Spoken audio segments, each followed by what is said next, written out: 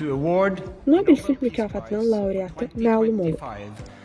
to Maria Corina Machado. Norveç Nobel Komitəsi 2025-ci il Nobel Sülh mükafatının Maria Corina Machado'ya verilməsi barədə qərar qəbul edib.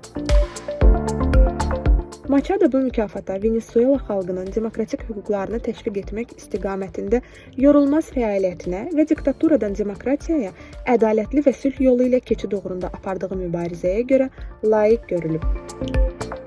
Maria Corina Machado 7 oktyabr 1967-ci ildə Caracasda anadan olub. O, liberal demokrat dəyərləri müdafiə edir və uzun illərdir Venezuelada rejimə qarşı mübarizə aparan əsas simalardan biridir. O, Vento Venezuela adlı müxalif siyasi hərəkatının qurucusu və lideridir.